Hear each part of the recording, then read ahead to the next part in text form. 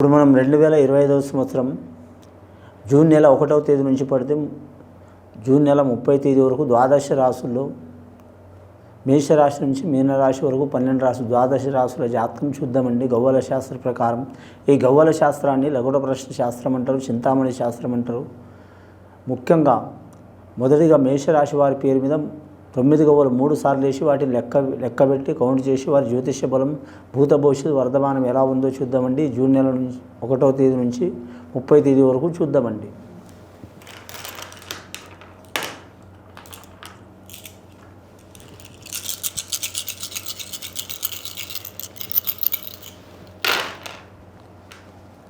కానీ మేషరాశి వారి జాతకంలో చూడాలంటే మాత్రం ముఖ్యంగా 4 గవ్వలు పడ్డాయండి. చాలా వరకు శుభకరమైన గవ్వలు పడ్డాయి వారి జాతక బలానికి.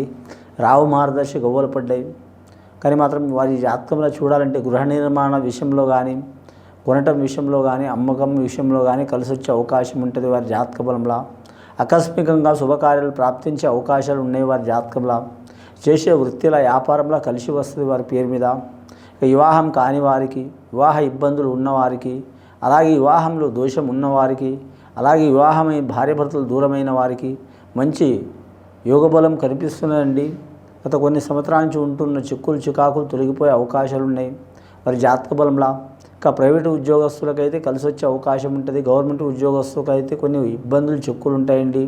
ఆ చిక్కులు వెళ్ళిపోవాలంటే మాత్రం గురు మహాదశ అంటే గురు దత్తాత్రేయ స్వామిని పూజ చేయటం కానీ, షిరిడి సాయిబాబాని పూజ చేయటం కానీ, లేదా విష్ణుమూర్తిని పూజ చేయటం కానీ, లేదా వెంకటేశ్వర స్వామిని పూజ చేయటం కానీ మంచిది.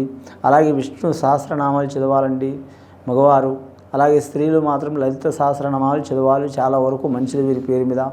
ఇంకా వీరి జాతకంలో చూడాలంటే మాత్రం కుటుంబ సమస్యలు అధికం ఉంటాయి వీరి పేరు మీద.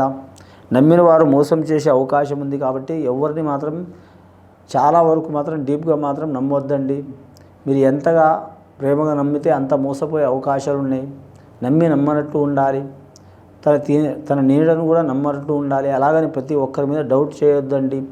ఈ రాశి వారి జాతకంలో చూడాలంటే మాత్రం ముఖ్యంగా కృతికా నక్షత్రం వారికి మాత్రం అదృష్ట యోగం ఉన్నది. అశ్విని నక్షత్రం వారికి కొన్ని చిక్కులు చికాకులు వస్తాయండి. కృతికా నక్షత్రం వారికి మాత్రం లక్కీ నెంబర్ 1 వస్తుంది. కానీ సూర్య మహాదశ వారి జాతక బలంలో ఆదివారం కలిసి వచ్చే అవకాశాలు ఉన్నాయి. ఆదివారం రోజు వారు నియమాలు పాటించడం చాలా వరకు మంచిది. ఆది పరాశక్తిని పూజ చేయటం మంచిది. సూర్య భగవంతుడిని పూజ చేయటం మంచిది. అలాగే వారి జాతకంలో చూడాలంటే మాత్రం ఆదివారం నియమం పాటించడం, లేదా తినే తాగే అలవాటు ఉంటే, కొన్ని వ్యసనాలు ఉంటే ఆ రోజు మానుకోవటం చాలా వరకు మంచిది.